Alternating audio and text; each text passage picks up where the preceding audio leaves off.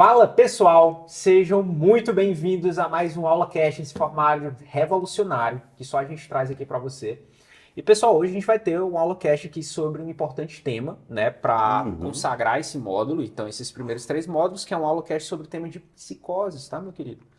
Então, a gente vai fazer aqui uma coisa bem legal, que é basicamente uma discussão de caso clínico de como a gente conduz, né, tipo na prática. Justamente. Não é isso, João? Justamente. Pessoal, a gente vai partir aqui de um caso clínico de psicose. Vocês vão ver que é um primeiro episódio psicótico. E a partir disso, a gente vai repassar e relembrar vários conceitos que foram dados ao longo desse mês no curso de emergência. Então, a gente vai fazer com que esse caso seja uma espécie de resumo de muito do que você já viu aqui. Agora sim, preste atenção nisso aqui. É um resumo aprofundado. Então a gente vai basicamente fazer a aplicação de todos os conceitos que eles viram ao longo desses primeiros 3 módulos. E olha, pessoal, é importante que vocês entendam isso. Como é que você assiste esse AulaCast aqui? Tá? Pode parecer meio óbvio, mas tem assim basicamente 2 jeitos de assistir. Um jeito é o que a gente chama de desatenção flutuante. Me explica o que é essa Desatenção desatenção flutuante. É assim, cara, você vai malhar, vai meter o shape, vai pôr ali 50 de cada lado no supino, ou então 60 de cada lado ali no agachamento, e aí você bota a gente, você vai escutar a gente enquanto você tá fazendo isso. Então, assim, você tá ali em livre desatenção, né? E beleza. Isso é legal, dá pra fazer, assim, é uma forma bem descontraída. E eu sugiro também que você assista uma segunda vez. Aí você assiste prestando atenção na gente e vendo também a gente aqui nas câmeras, tá bom? Então, assim, acho que é mais legal. A gente grava aqui numa boa qualidade, justamente é para ser visto, né? Justamente. Sem enrolação, pelo amor de Deus, o João sempre briga comigo que eu enrolo demais. E aí, vamos aqui pro nosso caso clínico, tá? Que é um caso clínico aqui que vai ser bem legal, tá bom? Vamos lá, pessoal, eu vou aqui ler para vocês o caso do MPC. Presta atenção. Identificação: MPC, solteiro, 19 anos, estudante de curso técnico de eletrônica no Senai. Ele mora com a mãe e a irmã de 14 anos, é natural e procedente de São Paulo e não tem história prévia na psiquiatria. Bom, vamos lá. Paciente dá entrada no pronto-socorro de psiquiatria acompanhado da mãe. Ele passa inicialmente pela triagem, que já observa alguma inquietação e pouca colaboração. O paciente pouco responde o que a enfermagem pergunta e é hostil durante a aferição dos sinais vitais. E os sinais vitais, a única alteração é uma taquicardia de 104 BPM. O triador, então, classifica o paciente como prioridade e avisa ao psiquiatra de plantão sobre o atendimento, que prontamente vai até o consultório que lhe é designado. Como foi alertado, o paciente seguia suspicaz e pouco colaborativo, por vezes até apresentando solilóquios. Ele aparentava um descuido com autocuidado e seu afeto parecia aplanado, tanto que a maioria das perguntas era respondida pela sua mãe. Segundo a mãe, MPC alterou radicalmente o seu comportamento há cerca de 1 ano, quando passou a frequentar as aulas no Senai. Abre aspas. Ele passa o dia no quarto, não quer falar com ninguém, não tem mais amigos, não vai mais para as aulas. Eu nunca vi isso, doutor. E se eu tento ajudar, ele fica agressivo. E agora tá até tirando os eletrodomésticos da tomada. Outro dia apodreceu tudo em minha geladeira. Fecha aspas. Frase da mãe. Quando a mãe fala isso, é notável que o paciente se irrita. Ele se levanta, bate na parede e completa dizendo em tom hostil que a mãe está contra ele. Após alguma insistência, o paciente abre o jogo. Ele afirma que existem espiões pela rede elétrica da sua casa e completa que algumas vezes as tomadas captam até os seus pensamentos. Completa dizendo que constantemente escuta os espiões conversarem entre si. Em seguida, MPC fica mais inquieto. Parece procurar algo dentro do consultório, provavelmente equipamentos eletrônicos. Repete insistentemente que precisa sair daquele ambiente. Imediatamente, você, que é o plantonista, procura um espaço mais amplo, inicia o descalonamento verbal e oferece uma medicação para tranquilizar. Mas o MPC nega a medicação. Mesmo com as medidas tomadas, o paciente evolui cada vez mais agitado, com gritos e até chutando uma cadeira próxima. Ele ameaça fugir se não deixarem sair de dentro do pronto-socorro. O plantonista então se vê diante de uma situação crítica e ele precisa agir imediatamente. Como eu disse, o paciente não tem história na psiquiatria, ele não usa nenhuma medicação, não tem uma comorbidade e ele também nega o uso de substâncias. Então vamos lá, José. Aqui a gente tem uma situação típica de pronto-socorro, aquele cheirinho de pronto-socorro. Então, o que é que te cara, assim, vai te chamar a atenção nesse quadro? Olha, João, vamos lá. Uma coisa que a gente fala assim muito, e a gente selecionou esse caso justamente por isso, porque ele é típico.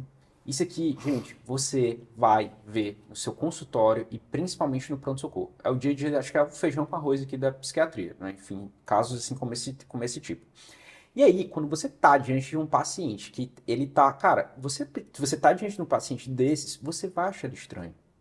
Não tem como uma pessoa te contar uma história dessas e você não achar que ele esteja psicótico ou que não esteja acontecendo alguma coisa. Claro que a gente vai entrar aqui um pormenor da psicopatologia desse paciente, mas assim, o paciente está tendo uma quebra com a realidade, você vai pôr ele num grande grupo chamado primeiro episódio psicótico. Por que que é primeiro? O nome é muito autoexplicativo. O paciente ele não tinha uma história prévia antes e ele está abrindo ali provavelmente um quadro psicótico na sua primeira apresentação. E lembra, pessoal, isso é um diagnóstico sindrômico.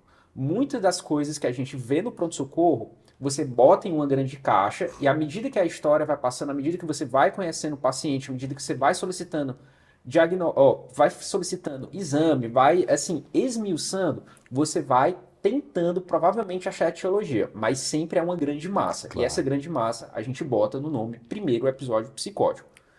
Eu concordo com você. Se você lembra bem as aulas que a gente fala sobre estruturar o atendimento também na psiquiatria, no pronto-socorro, a gente está constantemente formulando e descartando hipóteses diagnósticas. Exato. Isso começa, pessoal, no primeiro contato que você tem com o paciente, às vezes pela marcha, às vezes pelo que ele te causa, a impressão, às vezes pelo discurso, claro, até mesmo os exames complementares, as outras avaliações que você vai porventura ali fazendo. Mas é um jogo realmente de formular e descartar diagnósticos. Exato.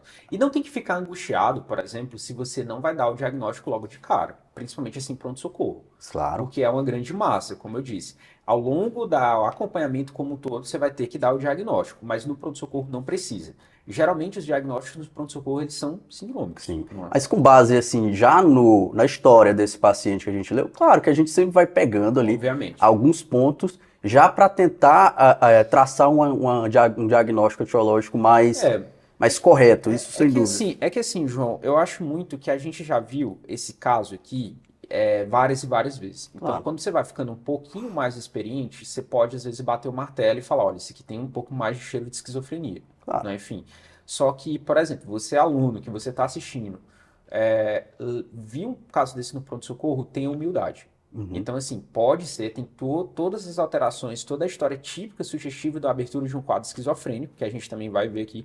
Mas, assim, tem humildade de falar assim, poxa, eu não sei muito bem o que é, parece uma psicose, mas a gente vai, enfim, mas a gente vai ver. Esmiuçar, com Isso vai, certeza. vai esmiuçar. A gente vai defender aqui por que que isso parece ser uma esquizofrenia, tá? Que a gente vai entrar na psicopatologia desse caso. Mas lembrem disso. A resposta é, poxa, vi um paciente ali, tá se apresentando, tá meio inquieto, tá meio agitado, tá meio persecutório. A grande resposta é não sei. Então, provavelmente o CID não vai ser de esquizofrenia. Exato. Você bota um CID genérico, você bota um CID, sei lá, F29. Não tem Justamente. CID mais genérico que esse, tá bom? F29 é psicose Não orgânica, não não orgânica, não especificada. especificada. Psicose esclarecer. Isso que você vai pôr no seu prontuário, né? Mas pensando assim, como a gente falou, bom, a gente já tem uma mãozinha de psiquiatria, de psicopatologia. Nosso curso de psicopatologia, inclusive, faz com que você expanda um pouco os horizontes em relação ao diagnóstico. Com base no que a gente viu, a gente pode pensar que provavelmente é um quadro de esquizofrenia. Exato. Vamos entrar aqui por que que a gente acha que é. E assim, pessoal, olha, a gente vai falar aqui uns termos que, assim, não se assusta, tá? Não se assusta porque, assim, é como a gente faz diagnóstico mesmo, tá certo? A gente pensa dessa forma. Aí tu já me assustou, tinha falar uns termos, não Exatamente. tô sabendo que termos são esses. Porque assim, a gente vai falar aqui um pouco de Vamos lá. fenomenologia, né? Não tem Nossa como, senhora. não tem como não falar assim, é o jeito que a gente pensa, é a psicopatologia que a gente usa mais. Claro. Mas assim, vamos um pouco assim do talvez mais simples para o mais complexo. Também a gente não vai se alongar aqui não é um curso de psicopatologia, faça o curso de psicopatologia, inclusive, tá? Vai te deixar muito mais preciso, mas tem coisas que você precisa se atentar. Gente, vamos lá. Bem rápido, assim, definição de psicose é basicamente uma quebra. E geralmente a gente vê essa quebra, uma quebra da realidade compartilhada. Então, se, por exemplo, um paciente ele chega falando para você que tem, no caso desse paciente aqui, o MPC, né? Ele vai falando que ele se sente perseguido, ele tá ali tirando as coisas do cabo de alimentação da tomada, né? Ele vê ali que provavelmente, sim, ele fala, né, que diz que às vezes as tomadas captam os seus pensamentos. Nossa. Esse tipo de vivência, ele não é compartilhado. Ele, por exemplo, compartilhado é, por exemplo, eu falar aqui uma coisa com o João, uma coisa com vocês, e a gente está aqui, é como se a gente estivesse literalmente no mesmo plano, a gente está entendendo de tudo, e todas as nossas vivências, as nossas experiências, elas são assim, comungadas, Uhum. elas são compartilhadas. Não é estranho. Se o João falar aqui uma coisa muito estranha que não está ali muito na realidade, a gente vai estranhar de uma certa forma. Tudo bem que esse paciente aqui é muito nítido. Sim. É muito nítido, tá? Só que muitas vezes essa quebra da realidade compartilhada, ela não vai ser tão nítida assim. Nesse paciente aqui, você bateu o olho, poxa, ali 5 minutinhos, 2 minutinhos, você já fez o diagnóstico.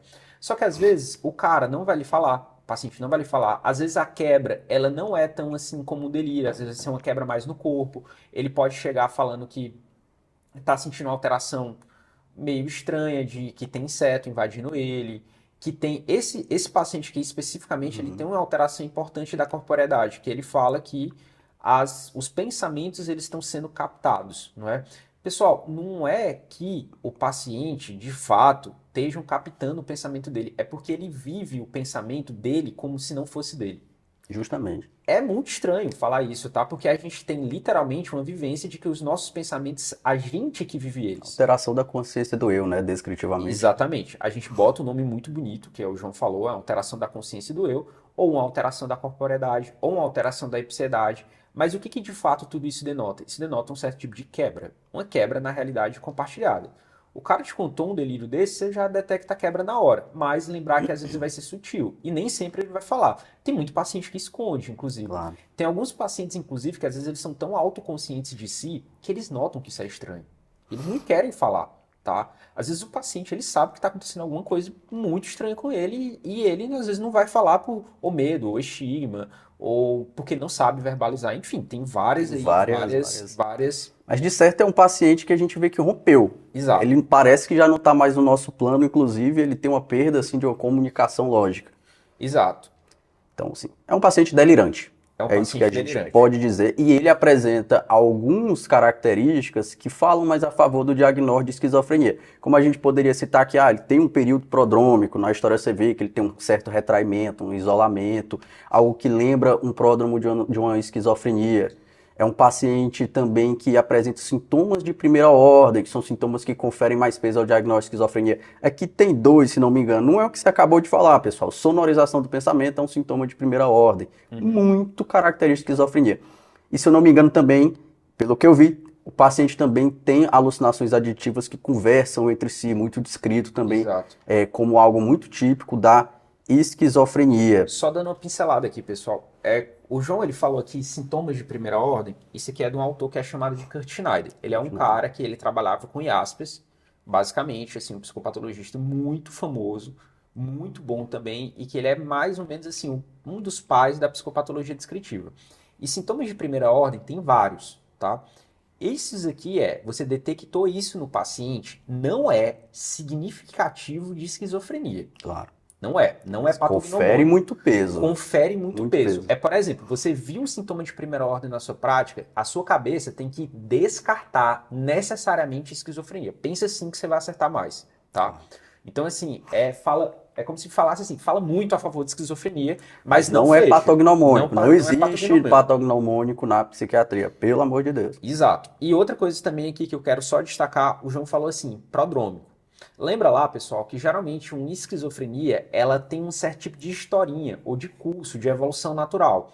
Então, primeiramente, a pessoa, antes de romper um episódio psicótico, ela tem o que a gente chama de pródromo ou personalidade pré-mórbida. Então acontece um antes. É o cara que geralmente é mais isolado, às vezes ele tem alteração no neurodesenvolvimento quando é criança, ele não lê muito bem, assim, ele geralmente, assim, paciente muito típico, às vezes ele não lê muito bem a realidade, vai ter uns comportamentos estranhos, um acolá, às vezes alucina um pouquinho, mas não fala, e a gente, isso tudo faz parte do pródromo, até que de fato rompe, tá? Esse paciente ele tem uma história bem típica. Tem uma história bem típica. Tá Exatamente. dentro também da epidemiologia, Homem, população masculina de 15 a 25 anos exato. também fala a favor da esquizofrenia. Então tem muitas características, sintomas, tem muito da apresentação que lembra um quadro de esquizofrenia. Exatamente. Mas vamos lá. Mesmo o paciente tendo mais de 6 meses de evolução, um quadro característico, você está no pronto-socorro. Exatamente. Você não vai chegar para a mãe desse rapaz e falar, olha, seu filho provavelmente, ou ele tem esquizofrenia, eu vou precisar internar ele. Não, seu filho está com uma psicose esclarecer, está ali com F29, provavelmente uma psicose não orgânica, não especificada, e a gente vai precisar atuar em cima disso, tá? Esquizofrenia é só depois do acompanhamento. Só depois do acompanhamento. Gente, a gente quer aqui mudar um pouco a cabeça de vocês. Baixa o download, né? Baixa o código, né? Gente, enfim, tirando onda aqui, mas assim, do pronto-socorro você tem que pensar de um jeito. No consultório você tem que pensar de um outro jeito. Na psicoterapia você tem que pensar de um outro jeito. O que a gente está fazendo aqui nesse curso é justamente ensinar o jeito que você tem que pensar no PS. Claro. Né? E assim, a gente não, o plantonista, né? Você, no caso, está diante de um paciente que está em uma situação crítica, que está agitado, está prenunciando ali que pode ocorrer uma agressividade. Claro, você vai ter que tomar algum tipo de partido. E aí, João, você já chegou a se encontrar nessas situações assim na sua prática? Cara, só todo dia. Todo dia? Todo dia sim, todo dia que eu dou plantão, né? Enfim. Então, assim, É o herói. assim, pô, plantão psiquiátrico é muito raro você não pegar assim, uma claro. agitação psicomotora. Claro. Nitidamente, na hora que a gente vê esse paciente aqui, ele dá sinais que ele vai agitar. Tá meio hostil, não tá colaborativo, ele já, assim, por exemplo, ele tá persecutório, isso é fator de risco, tá certo? Então, assim, a persecutoriedade dele pode, inclusive, se voltar contra a equipe. Você já pegou um tapa assim na cara? Cara, eu nunca peguei um tapa. Tô brincando. Tá, nunca peguei um tapa, ainda bem, graças a Deus.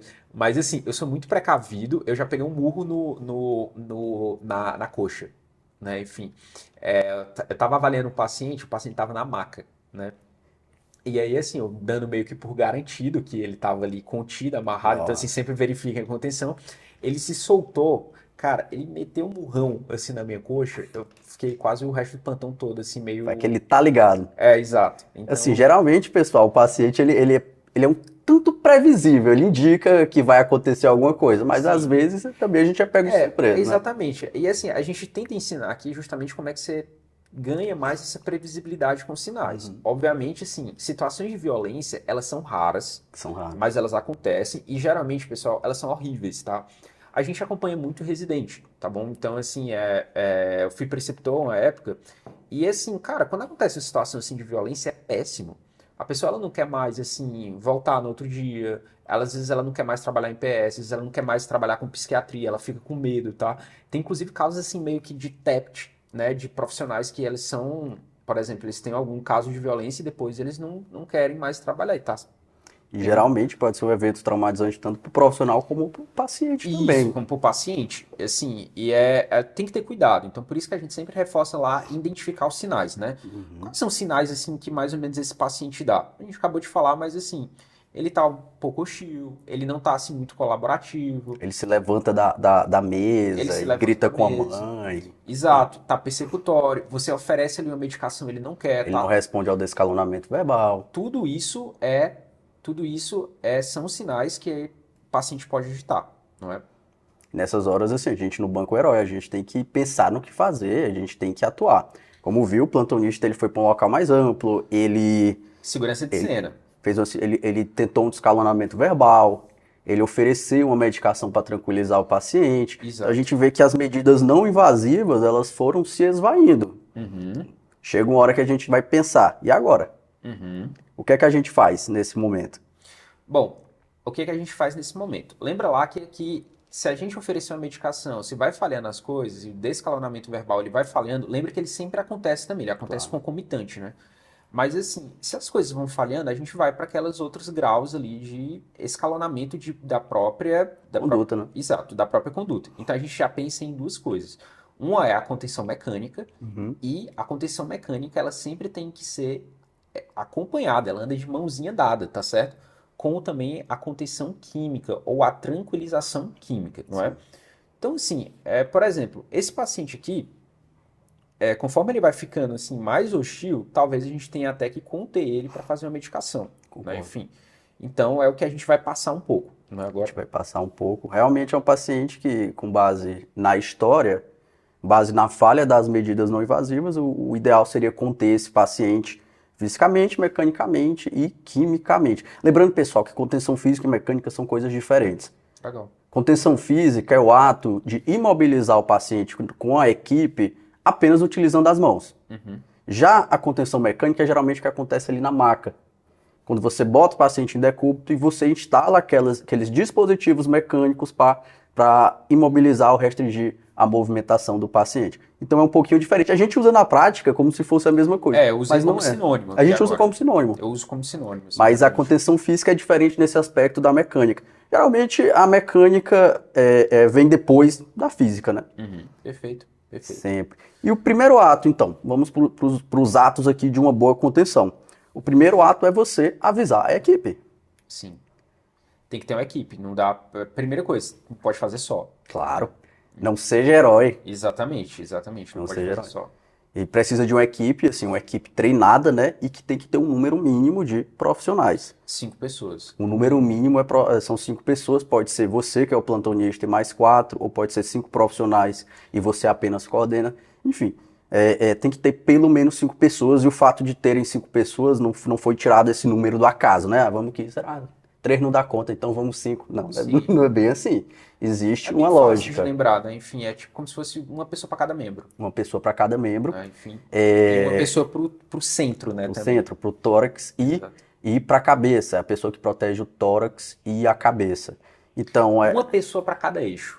Pessoa para cada eixo. Dá para fazer assim, o eixo central e os outros eixos, enfim, né? Você pensa assim, você e mais 4, você é o interlocutor, ficam mais 2 de cada lado, cada um desses 4, então, imobilizam os membros, você que é o interlocutor, você vai proteger o tórax e proteger a cabeça do paciente. Geralmente também o interlocutor ele é responsável, claro, por falar ao paciente, por abrir as portas, e quando o paciente está em decúbito, esse é a pessoa também que vai instalar os dispositivos mecânicos. Mas vamos lá, você chega, você chama a equipe, adota a posição de semicírculo e contém fisicamente o paciente. Mas antes de conter, tem uma coisa que é muito importante, que as pessoas esquecem e que faz muita diferença, que é informar o paciente, José. Perfeito. Lembra que também, assim como o João falou, pessoal, o descalonamento verbal, ele sempre acontece concomitante com a coisa. Quando você está informando o paciente que ele vai ser contido, isso também faz parte do descalonamento verbal. Muita gente volta aí. Então, por exemplo, às vezes quando você fala para o paciente que você vai ter que conter ele, se principalmente ele não se acalmar ou não se controlar, muitos pacientes às vezes se acalmam nessa hora. E isso é até um pouco... Porque muitas vezes o paciente se acalma e a gente às vezes nem contém o paciente, mas muitos livros falam que se você falou... Exato. Se você falou, você tem que conter. Só que assim, isso é interessante, porque isso é uma distinção entre limite e ameaça. Claro. Aí você tocou no assunto. Exato. Se você, por exemplo, se você vira para uma pessoa e fala assim, olha, se você não se acalmar, eu vou lhe conter, e a pessoa não se acalma e você contém, isso é limite. De fato. Agora, se você fala assim, poxa, se você não se acalmar, eu vou lhe conter, e você não contém, aí é ameaça. Ameaça. Tá? Então, assim, a diferença é você tem que cumprir o que você tá faz. Sim. E, obviamente, né? Tipo assim, a gente não vai também, assim, se guiar. Poxa, eu falei pra pessoa que eu ia conter ela, e aí ela se acalmou, eu vou conter mesmo assim. Não, pessoal, pelo amor de Deus, tá? Assim, você tem que sempre trabalhar com o mais simples e o menos traumático também pro paciente, né? Enfim, lembra que contenção não é tão simples. Você tem que deslocar uma equipe, tem risco, tá? É o momento de maior risco, tá? No pronto-socorro na hora de uma contenção. Risco para a equipe, risco para o paciente. Eu já vi gente que tomou mordida, já vi paciente que se lesionou, eu já vi uma situação que a pessoa, ela aplicou a medicação no membro de uma pessoa da equipe, para vocês terem noção. Nossa. Assim, então, cara, assim, é uma coisa que é um pouco mais complicada. Esse paciente especificamente, óbvio que a gente primeiro oferece a medicação VO. Paciente recusou, a gente pode tentar ali fazer uma medicação em EM, mas se a gente vê que, por exemplo, está muito difícil, então se aquilo ali vai evoluir para uma situação mais grave, como é? O paciente vem para cima de você, fala que não vai tomar, começa a se agitar demais, começa a se mexer demais, vai direto para contenção e aí já aplica a medicação junto. Nesse caso aqui, a gente está indo um pouco para contenção, não é? Provavelmente deve ter acontecido isso. Provavelmente sim, é um paciente que foi para contenção, sem sombra de dúvidas, visto que os outros mecanismos falharam, assim dizendo. Então é um paciente que vai precisar ser contido. Pegando a questão do limite e da coação, né? Uma ameaça. A partir do momento que você fala para o paciente que ele vai ser contido e o que é que eu acho mais importante disso, José? Não sei se você já percebeu na sua prática. As pessoas pensam que às vezes os pacientes naquele momento de agitação, ele está totalmente alheio ao mundo. Às vezes ele não está. Às vezes ele não está. Tinha um professor meu que falava assim, não é porque ele está no momento de loucura que nesse ambiente você pode se dar vamos dizer assim, ao luxo de ter uma loucura. E às vezes o paciente se acalmava com esse tipo de frase. Eu boto muita fé nisso aí. E muitas vezes eu já vi a contenção ser muito mais tranquila porque o paciente foi informado. Você chega na posição do semicírculo e você fala para o paciente de forma clara e objetiva que você vai conter e você pede a colaboração dele, que o procedimento vai ser feito e pede a colaboração para ele aceitar ou para ele não reagir ou qualquer coisa. Pede a colaboração. Eu já vi muitas vezes a contenção ocorrer de uma forma muito mais leve porque o paciente foi simplesmente informado. E as pessoas esquecem muito de informar. E, cara, é interessante porque, assim, isso aqui a gente vai, claro, falar de uma coisa assim um pouco mais rebuscada, né? Mas assim, muitas vezes o paciente aqui, pessoal, eu gosto, assim, eu flerto de vez em quando, assim, às vezes com uma coisa um pouco mais dinâmica, tá? Mas, assim, muitas vezes quando uma pessoa tá num estado de agitação psicomotora, imagina, é como se ela tivesse meio espalhada psicamente, ou desorganizada psicamente, ou em crise. Quando você dá um tipo de limite, é como se você fizesse um contingenciamento.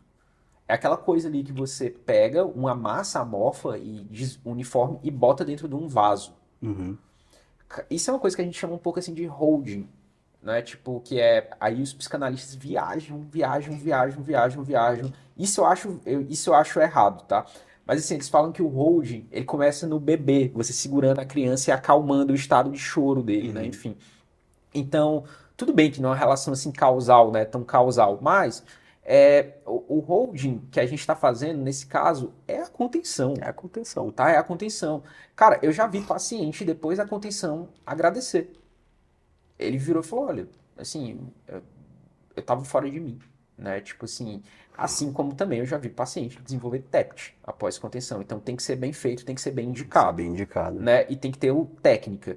Técnica evita traumas, né? Evita traumatizações. Então, por isso que o João tá falando, olha, quando você avisa uma pessoa, você tá fazendo não só uma contenção física, né, e mecânica posteriormente, mas você também tá, tipo, ali dando limite, tá abraçando, tá falando, olha, vai acontecer exatamente isso, tá? A gente vê que você não consegue se controlar ou se autorregular por você mesmo, e a gente vai fazer isso por você, né? Contenção é força e técnica. Assim, Força se e você técnica. acha que não vai usar força em uma contenção, esquece. Muitas contenções, as pessoas que estão ali no procedimento, elas vão precisar fazer força, mas força não é tudo. Se não tiver uma técnica muito bem apresentada, estabelecida, Exato. se torna um procedimento de alto risco. E assim, é interessante, a gente não botou o nome da aula à toa.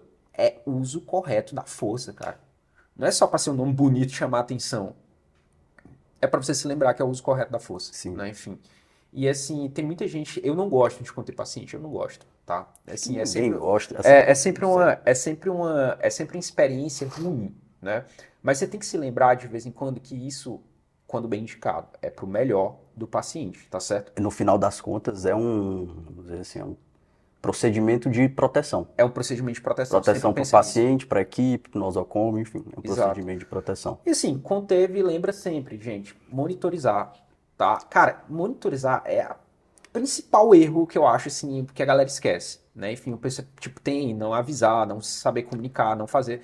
Mas assim, não monitorizar, lembrar que isso, assim, tem um risco orgânico da coisa, o paciente não pode ficar contido muito tempo. A gente deixou nos documentos lá para vocês uma ficha de contenção que é para ser usada, tá? É um bom modelo.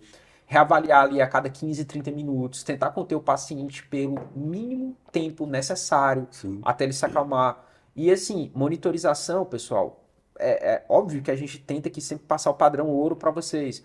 Mas é Tem que ter pelo menos o básico, né? nível de consciência, frequência Pressão respiratória, arterial, frequência cardíaca, pressão arterial, saturação. saturação. É basicamente isso, estabelecendo ali, pessoal, de 15 a 30 minutos cada reavaliação, tá? Exato. A equipe vai ficar super feliz com você, né? Enfim, que tá pedindo para monitorizar o paciente cada 30 minutos, mas assim, não cedam essas pressões. Tem que fazer mesmo, tá certo? O jeito correto é monitorizar. E também avaliar periodicamente, como você disse, porque isso vai fazer com que o paciente seja descontido mais rapidamente. Claro, isso evita complicações e evita traumatização Cara, do tem gente paciente. que faz a contenção e esquece o paciente. Não Eu já pode, vi isso, já vi isso acontecer. tá? Não pode. Assim, se não pode já acontecer. Por exemplo, se você precisar atender outros pacientes, tudo bem, você vai atender, mas lembre de reavaliar e lembre sempre de deixar alguém lá. Não precisa ser necessariamente você, E né? outra dica também, quando você quando você for reavaliar o paciente, sempre também checar os membros contidos, né? Para checar se tem garroteamento, hiperemia, edema.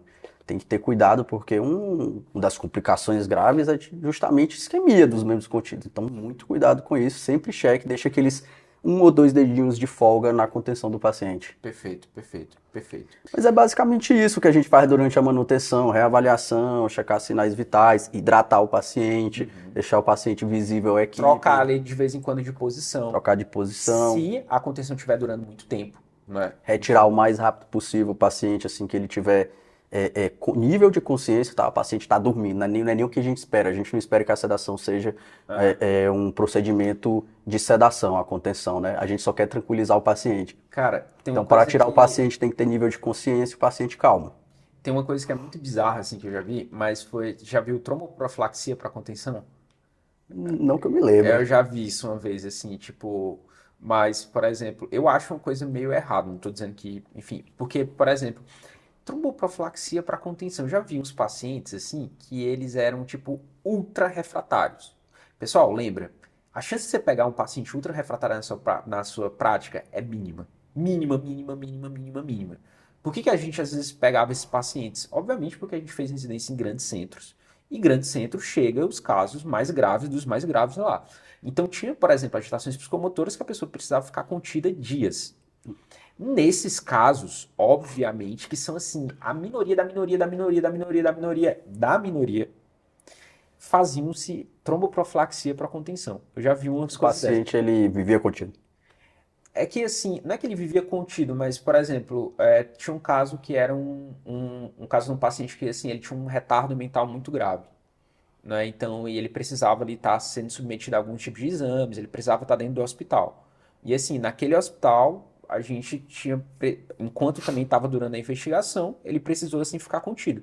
Então, na hora que a gente tirava ele, ele pegava e batia a cabeça na parede, né? Enfim, então ele se machucava toda vez. E era sempre assim. E também não podia ficar fazendo toda hora medicação, né? Porque tem um risco também, Também. né? Enfim, então nesses casos, a gente via que era melhor assim deixar ele É um contido. Mas caso meio bem extremo, né? é exceção da exceção. Exceção da Porque assim, exceção. contenção, ela já pressupõe que é um pouco rápido, né? Então assim, se ela pressupôs que é um pouco rápido, cara, você não tem que passar tromboprofilaxia, tá? Então é isso, assim, é mais uma curiosidade para vocês, né? E outro ponto também quando o paciente está contido, como a gente falou aqui, contenção é igual a tranquilização farmacológica. Então, a Igual a gente falou tranquilização. muito dessa contenção mecânica, mas existe essa contenção farmacológica que é essencial para o paciente quando está também nesse estado. É o que vai fazer o paciente acalmar de fato, né? Sim. Contenção farmacológica são duas coisas. Tranquiliza e dá conforto. Basicamente isso. E aqui a gente já pode entrar um pouquinho no que a gente faria, não é? Justamente, essa palavra dá conforto é tudo, porque tranquilização, assim, contenção mecânica sem contenção farmacológica é basicamente uma Sim, tortura, é um assim crime. dizendo, é um crime. É um crime. E aí, José, o que é que você gosta assim de fazer na sua prática de medicação Olha, vamos nesses lá. casos? Lembra sempre assim, não precisa fugir do básico, tá? A gente deu aí várias opções para vocês na aula de manejo A de. aula tá massa. Exato. E assim, lembra, isso é uma agitação psicomotora moderada a grave. Então a gente já vai pensar em fazer uma coisa IM, para ser mais rápido, por ser mais seguro. Seguro assim, no sentido que você garante que vai ser absorvido. Pode ter ali um efeito colateral ou outro, não tem problema, mas ok. Mas a gente basicamente usa dois tipos de combinação. Um é aldol com prometa, outro é aldol com midazolam, tá certo? Você pode optar por um desses caminhos. Eu geralmente uso aldol com midazolam. 5 miligramas de aldol com meia ampola, daquela ampola de 15, é 15 miligramas por 3 ml, ou seja, meia ampola, que dá mais ou menos 1 ml e meio, é 7,5 miligramas. Então, eu geralmente uso uma ampola de aldol com 7,5 miligramas de midazolam. Vou te falar que isso resolve uns 70%. Assim, 70% resolve rápido. Assim, 10, 15 minutinhos o paciente já está mais calmo, às vezes sonolento, às vezes está dormindo. E quando que não resolve? Tem pacientes que são mais resistentes, tem pacientes que são usuários de substâncias, tem agitações psicomotoras que são mais refratárias. Então, quando tem esse certo tipo de refratariedade, o que eu faço? Eu geralmente, essa ampola que eu guardei, eu vou lá e faço um reaplico nele. Eu reaplico no paciente. Geralmente ele é entre 20 e 30 Aí minutos. só o midazolam dessa vez, né? Só o midazolam. Só o midazolam. Isso aí vai resolver mais assim uns 10, 15%. Passou disso aí, meu amigo, aí é mais grave, tá? Você pode fazer mais meia ampola de mida com aldol? Pode. Dá para fazer isso. A dose máxima ali do aldol por dia é até 20 miligramas dia e a dose máxima ali do midazolam é entre mais ou menos ali uns 0,2 a 0,3 miligramas por quilograma do paciente, que vai dar aí mais ou menos entre 20 a 30 miligramas de midazolam, né? Enfim. Então ainda tem uma gordurinha para mais... Tem uma gordurinha, então você pode fazer... Cara, eu geralmente não passo de 2 ampolas de midazolam no paciente. Também tem que ter cuidado, né, para Tem que ter passar cuidado. disso. Se, assim, Segurança, né, também. lembra que você está no PS, provavelmente tem clínico lá. Se precisar, se o paciente rebaixar demais, você vai mandar ele para a sala de emergência. A gente falou na aula de manejo também o que é que o clínico vai fazer, tá? Provavelmente vai dar um flumazenil ali, é relativamente simples. Mas assim, beleza, fiz MIDO, o paciente tá desaturando, então não ficou legal. Cara, não se desespera. Tá, já aconteceu comigo, isso aí, umas 3, 4 vezes. Mas tu tremeu? Claro, Não se desespera. claro, assim, não se desespera aparentemente, por dentro você pode estar desesperado, tá? Mas você tá fazendo aqui o nosso curso, você sabe o que você vai fazer. Por isso que é bom dar plantão onde tem retaguarda clínica. Exato. Mas assim, o paciente rebaixou um pouco, gente, chama ele, bota um catéter de O2, levanta as pernas dele, tá certo? Às vezes muda de posição, às vezes o paciente, ele é muito comum isso, ele ceda um pouco mais, e aí ele fica meio sonolento, e como ele tá às vezes em decúbito dorsal, porque ele vai estar contido, a língua dele cai. Então, assim, tem queda de base de língua, e ele começa a desaturar um pouco. Cara, troca a posição do paciente, você vai ver a saturação subindo novamente. Então, assim, o paciente ele tá meio ali, que a gente não quer isso. Lembra da aula, a gente quer sempre tranquilizar ao invés de sedar. Mas acontece. Acontece, né? Quando o paciente sedou, não vai se desesperar também. Vê se ele tá roncando, vê se ele tá aspirando alguma coisa. Então, às vezes, muda a posição, deixa confortável, orienta a equipe, escreve isso no prontuário, que é seu melhor amigo, lembra? E daí, vida que segue, meu bom. Tá? Enfim, e daí vida que segue, vai ser tranquilo, não se desespera. Chamei o paciente, não acordou, os sinais vitais estão piorando, frequência respiratória está muito baixa, você faz esforços vigorosos. Poxa, às vezes ele vai ter também, pode ser às vezes até que tem alteração de pupila. Aí é hora de chamar o clínico, tá? Saturação tá abaixo de 90 toda hora, não tá subindo. Não, cara, chama o clínico. Chama o clínico, Chama o tá? clínico. Aí você pesou a mão.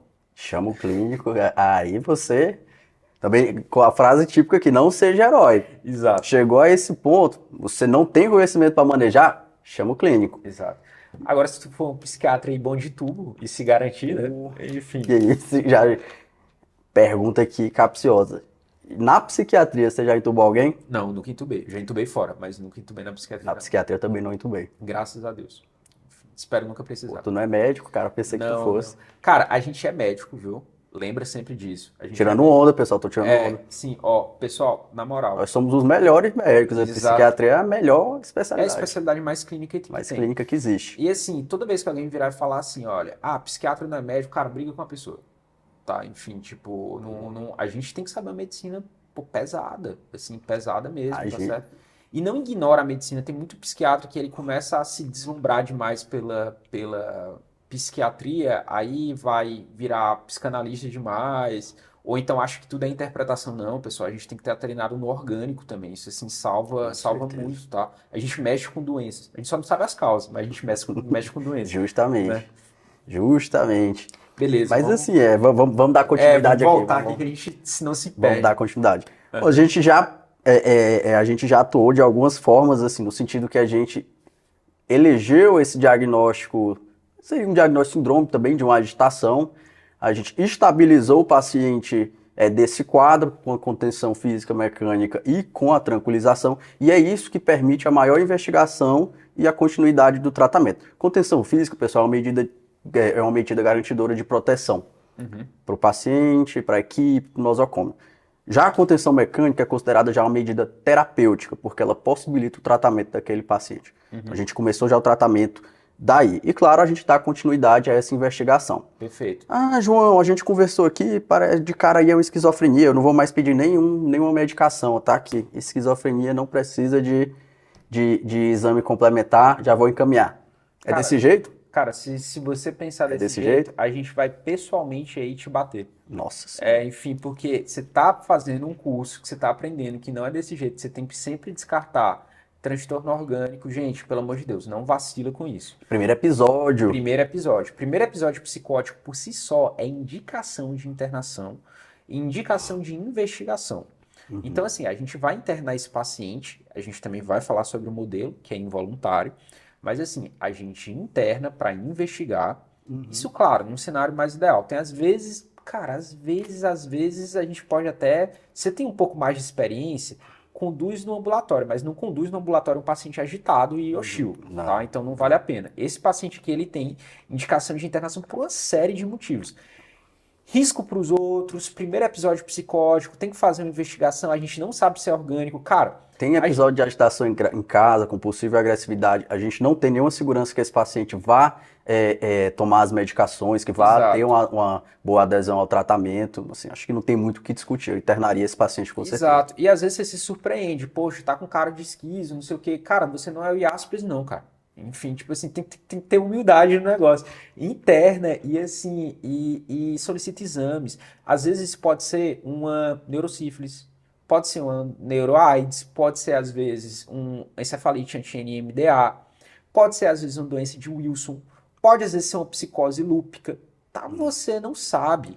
Tá, você não sabe, não tem como a gente saber. Acho que você tem que sistematizar o atendimento, independente ali do que você está pegando, Exato. justamente porque você está no pronto-socorro. E sistematizar o atendimento, ele te previne de erros. Exato. Ele te previne de erros. Isso é essencial na prática de pronto-socorro. Tudo bem, o paciente não parece ter um quadro orgânico. Ah, ele tem ali um ataque cardíaco, ele está com 104 BPM, mas provavelmente é pela tensão ali do ambiente. Ele não tem outras alterações em exames físicos, não tem alteração em neurológica.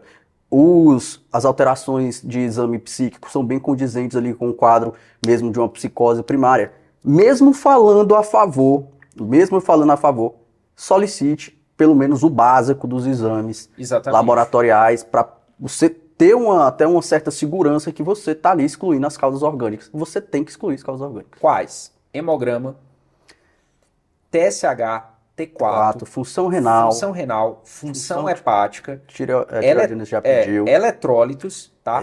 Uma sorologia básica, VDRL, HIV, eu acho e que vale também a pena. hepatite, se você tiver disponível, Se B e tiver C também. disponível. Lembra que se for paciente mulheres ou trans, tá?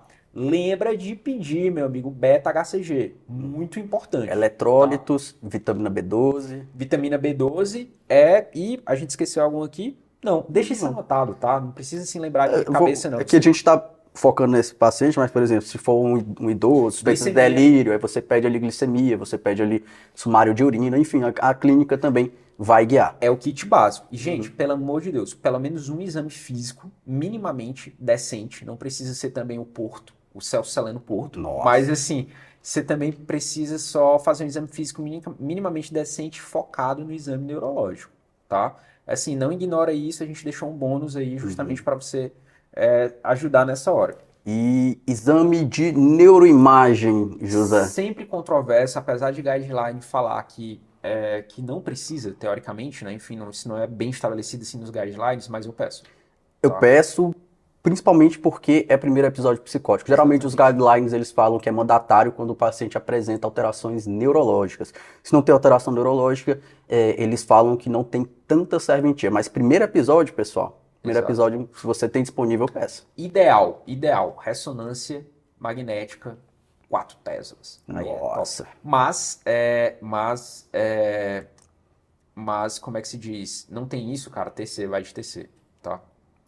Beleza, então a gente já passou aqui pela fase de iniciar a exclusão de causa orgânica, né? A gente aqui falou da exclusão do básico. Pô, o cara tá com encefalite autoimune. Não é você que vai diagnosticar, não é você. A gente tá falando do básico. Claro que se for uma suspeita de uma causa mais específica, provavelmente vai ser os clínicos, os especialistas que vão atuar nesse quadro. Então a gente passou pela exclusão ali básica, a gente passou pela estabilização do quadro, a gente pensou aqui qual vai ser o encaminhamento adequado para esse paciente, que no caso desse paciente é a internação. Mas lembrando que é um paciente que não tem crítica, então isso faz a gente pensar não é na importância, isso faz a gente lembrar que é necessário também outro ponto nessa internação, que seria A involuntariedade. involuntariedade. Assim, você vai internar esse paciente em modalidade involuntária, porque é um paciente que ele está psicótico, ele não apresenta crítica do que ele está fazendo. Quem vai assinar isso provavelmente vai ser a mãe do paciente, o termo de involuntariedade, e você tem que comunicar ao Ministério Público em até 72 horas, tá? Isso varia muito, né, de estado para estado. É, São Paulo é fácil, que você consegue fazer ali pelo site pode fazer pelo rapidinho, site. mas você tem que comunicar ao Ministério Público. E assim, tem uma pegadinha, tá, pessoal? Cara, paciente psicótico interno involuntário, tá? Porque assim, às vezes o paciente ele pode até concordar com o tratamento. Lembra que assim, concordar com o tratamento é diferente de consentir com o tratamento. A avaliação do consentimento ela é muito mais pormenorizada, cheia de nuances, e a pessoa ela pode até concordar com uma coisa sem consentir com ela.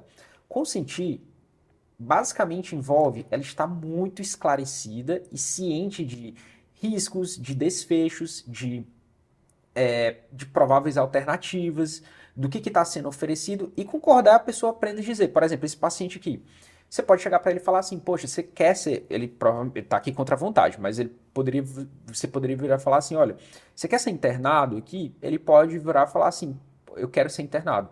É a única forma de eu não ser invadido por essas ondas, Os espiões aí da rede exato, dos, elétrica, né? dos, dos espiões. Veja que ele está concordando, mas ele não consegue consentir. Tá? Então, assim, psicose, não tenha dúvida, interna involuntariamente. Assim como o paciente ele pode concordar com o tratamento agora e 2 dias depois ele pode pedir alta. Se tiver voluntária, ele vai sair, tá certo? Então, e ele não poderia sair, né? Enfim, ele tá ali com um prejuízo na crítica. Claro. Beleza. Por isso que a gente já faz involuntária. Então você já economiza esse trabalho aí. Ah, mãe não quer, né? E tem que internar involuntariamente? Olha, você pode assinar, pode comprar essa briga, né? Não recomendo. Mas assim, você pode ligar também para o Ministério Público, é uma alternativa, e pedir ali uma orientação, tá? Explicar assim direitinho o caso, né? Então, assim, é isso. Esse é o kit, né? Internou, investigou, solicitou os exames laboratoriais, fez um exame físico minimamente deficiente, com um exame neurológico, e aí depois a gente vai dar o seguimento desse tratamento com o paciente internado. Beleza. Eu acho que a gente passou aqui pelos principais pontos e em forma também de bônus de material complementar, pessoal. A gente vai deixar aqui na aba de material complementar para vocês a prescrição de internação que a gente faria para um caso como esse. Só para vocês se basearem. Lembrando que é uma prescrição individualizada. Isso não quer dizer que você vai replicar em todos os seus pacientes, mas é apenas para vocês entenderem mais ou menos como a gente pensou e ver que também não é um bicho de 7 cabeças na hora de fazer uma prescrição para esse paciente que vai ser internado. Exatamente. E assim, a gente deixa esse bônus justamente para você ali ter uma coisa um pouco mais simples. Se você tiver, tipo, algum ou então qualquer tipo de dúvida, né? Enfim, deixa aqui nos comentários, que a gente tem um espaço para isso. E também, pessoal, fala se vocês estão gostando desse modelo, se vocês estão achando legal, assim, porque acho que a gente consegue sistematizar um pouco mais. Aqui é literalmente como é que a gente conduziria. Você vê que não é um bicho de 7 cabeças, é um processo que ele é feito ali de micropassos, e é exatamente isso aqui que a gente está ensinando para vocês, né? Justamente. E é isso, pessoal. Fiquem ligados para mais aula casts. e bons estudos. Bons estudos e até a próxima.